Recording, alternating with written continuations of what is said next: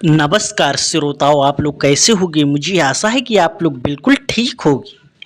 रोजाना की तरह आलाखंड काम में सबसे पहली जिनके ऊपर दुनिया चलती है, सृष्टि चलती है, माता शारदा की जय हो, शीतला माता की जय हो, हिंगलाज देवी माता की जय हो। आप सभी सब्सक्राइबर बंधु और मेरे प्यारे भैया बहनों का मैं हाथ जोड़कर विनम्र निवेदन भाव से स्वागत और अभिनंदन करता हूँ। मेरे प्यारे दर्शक, आज मैं आपको आलाखंड काम में बताने जा रहा हूँ। ध्यान से सुनो कि मामा माहिल क्यों चढ़ता था बनापुर से। दोस्तों, आपको बता दें, अगर आपकी बेटी और बेटी के पति आपके दामाद को अगर कोई मार दे, जब आपकी बेटी खुश नहीं रहेगी तो आप क्या खुश रह सकते हो। आपका दामाद एक्सपायर हो जाए, ख़त्म हो जाए, तो आपके दिल पे क्या बीतेगी और आपकी बेटी पर क्या बीतेगी।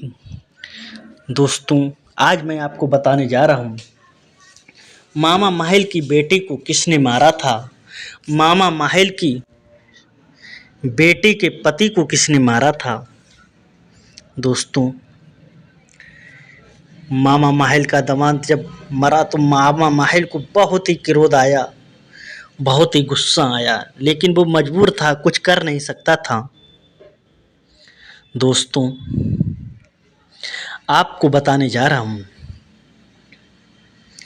मामा माहिल इसीलिए घृणा करता था, बनापुर से क्रोध करता था, क्योंकि मामा माहिल का दामाद बनापुर ही मारा था।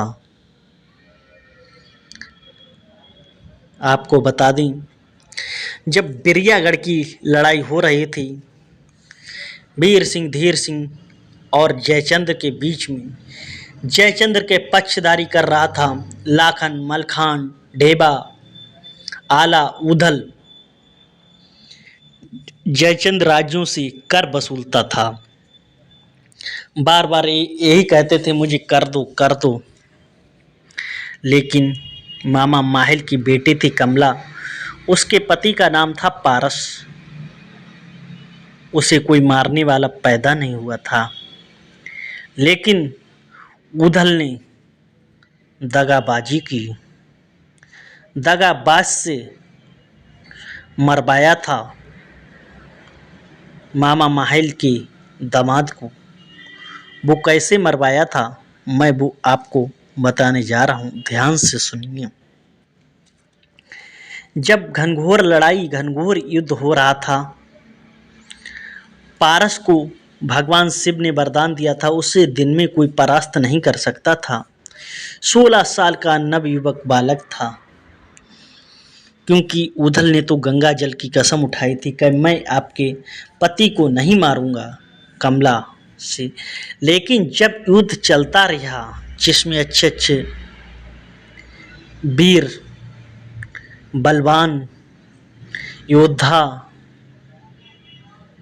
हार गए, तब महोबा की तरफ से सेना का निर्णायक, सेना का सेनापति कौन बना? आला का बेटा इंदल बना। इंदल पैर भी पारस भारी पड़ रहा था, पारस से इतना जीत पाना मुश्किल था, पारस के सामने कोई टिक नहीं रहा था। लेकिन उसे कोई मारने वाला पैदा नहीं हुआ था। सिर्फ उधल ने चाल फेंकी थी। इंदल बोला, चाचा तुम ही ने युद्ध लड़ा और तुम ही अलग बैठे हो। तभी उधल कहते हैं, मैंने कमला को वचन दिया है कि मैं उसके ऊपर शस्त्र नहीं उठाऊंगा, अस्त्र नहीं उठाऊंगा। तभी कहा, इसे कोई मार नहीं सकता है। इंदल से किसने कहा? उधल ने कहा, चाचा क्यों नहीं मार सकते हो? उधल ने कहा, मैं तुम्हें बता नहीं सकता है। तो उधल ने चाल से कहा, अगर तुम्हें इससे युद्ध जीतना है तो इसे शाम सूर्य ढलने तक युद्ध करना होगा। सूर्य के ढलने के बाद भी युद्ध इससे करना होगा। बातों बातों में उधल ने चाल बता दी।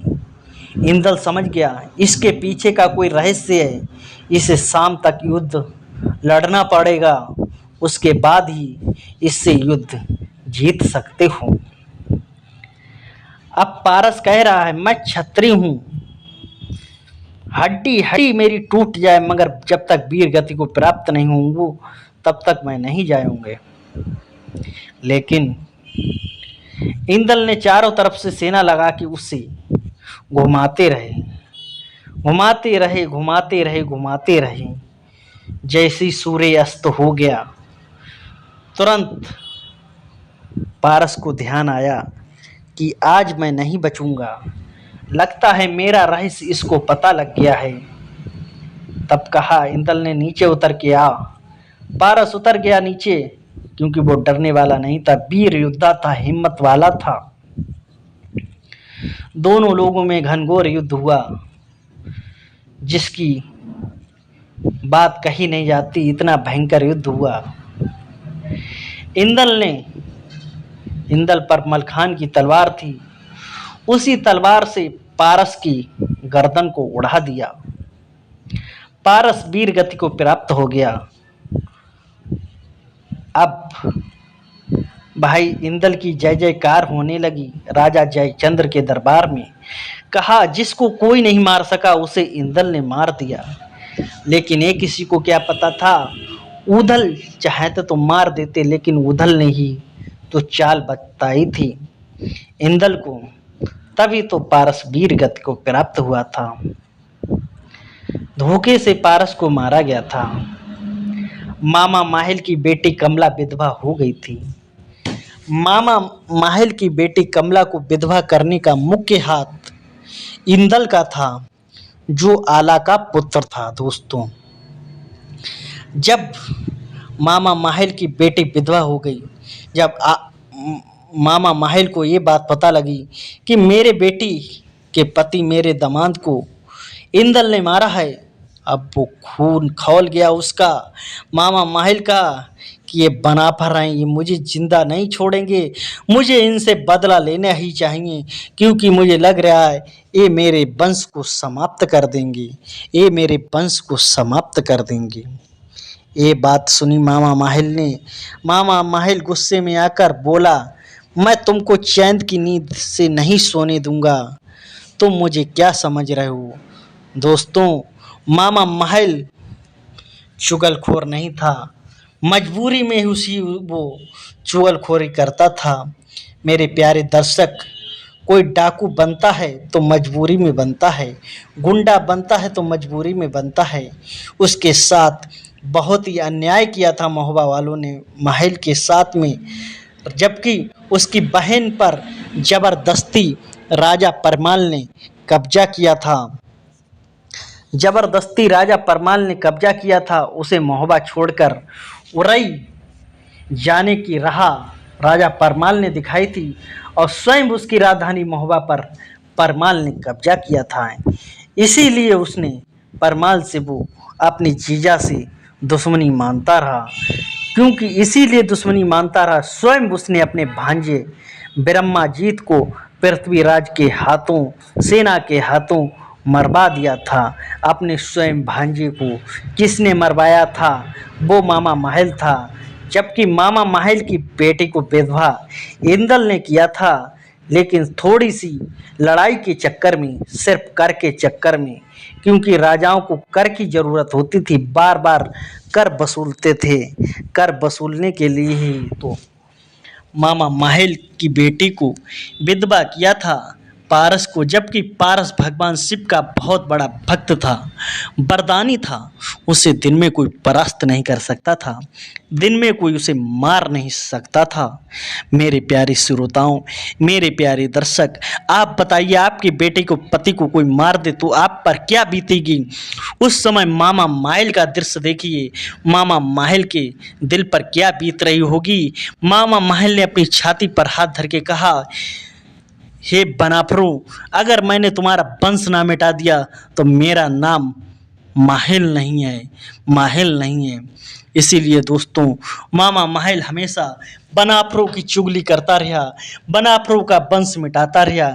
इसीलिए मामा माहिल ने मलखान, सुलेखान, लाखन, ढेबा, ब्रह्माजीत, ऊधल जैसे महान वीर योद्धाओं को मरवाने का हाथ मामा माहिल का ही था। दोस्तों इसीलिए कहते हैं कि कोई भी काम करो तो सोच समझ कर करो। लेकिन मामा माहिल को दोस्तों जिस तरीके से प्रताड़ित किया गया था, जिसे अपनी बेइज्जती का बदला लेना था, इसीलिए उसने अपनी बेइज्जती का बदला लिया था। जबकि मामा माहिल गलत नहीं था, गलत नहीं था। अगर आपके घर से आपको ही निकाल दिया जाए तो आपके दिल पे क्या बीतेगी। बोलो प्रेम से बोलो शीतला माता की जय, शारदा माता की जय। अगर आपको ये वीडियो तो लाइक शेयर, चैनल को सब्सक्राइब जरूर करो। जय हिंद, वंदे मातरम।